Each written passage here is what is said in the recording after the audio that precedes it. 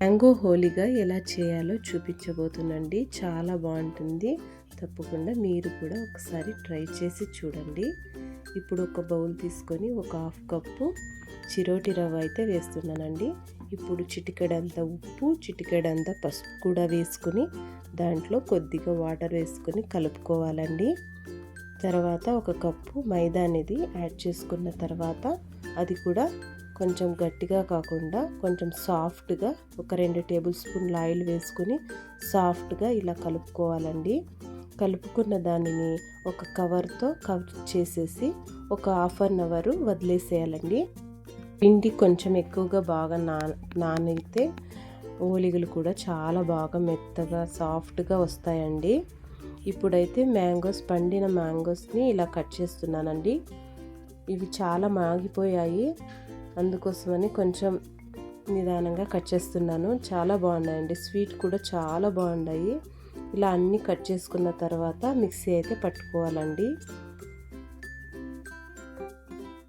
మ్యాంగోస్తోనే కాకుండా పనస పండుతో కూడా చేసుకోవచ్చండి, చాలా బాగుంటుంది.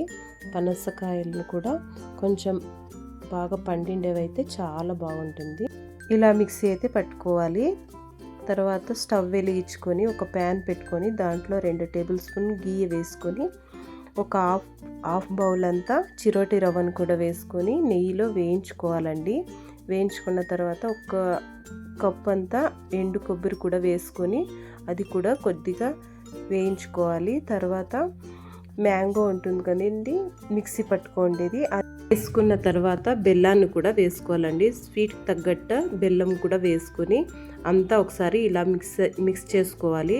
కొంచెం అలా కలుపుతూ ఉంటే కొంచెం గట్టి పడుతుందండి. ఇప్పుడైతే బాదం పొడి కూడా వేస్తున్నాను. బాదం గ్రైండ్ చేసి వేస్తున్నానండి, ఆప్షనల్ మాత్రమే అది. ఇప్పుడు ఇలాచీ పౌడర్ కూడా కొద్దిగా వేసుకొని కొద్దిగా నెయ్యి కూడా వేసుకొని ఇలా కలుపుతూ ఉండాలండి. కొంచెం దగ్గర పడే వరకు ఇలా కలుపుతూనే ఉండాలి. చూసారా అండి, ఇలా గట్టి పడే తర్వాత పక్కకు తీసుకొనేసి ఇలా ఉంటలు అయితే కట్టుకోవాలండి. ఇది ఒక 3 రోజులు 3-4 డేస్ కూడా చాలా బాగుంటుందండి. అలాగే పెట్టినా కూడా చాలా బాగుంటుంది.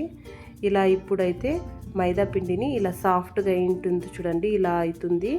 ఇప్పుడు రౌండ్ చేసుకొని ఇలా కవర్లో కానీ లేకుంటే ఆయిల్ కవర్లో కానీ కూడా చేసుకోవచ్చు. ఇలా రౌండ్గా చేసుకున్న తర్వాత ఈ ముద్దలు అయితే సెంటర్లో పెట్టుకొని ఇలా అంతా కవర్ చేసుకోవాలండి. ఒకసారి తప్పకుండా ట్రై చేయండి, చాలా బాగుంటుంది. మ్యాంగో ఓలిగా అనేది ఇలా రౌండ్ షేప్లో అంతా ఒత్తుకోవాలండి.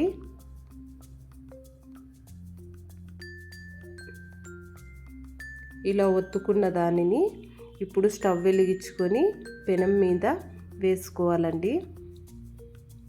ఇలా 2 సైడ్లు నెయ్యితో కానీ ఆయిల్తో కానీ ఇలా కాల్చుకుంటే చాలా బాగుంటాయి. చూడండి ఎంత బాగా పొంగుతాయో.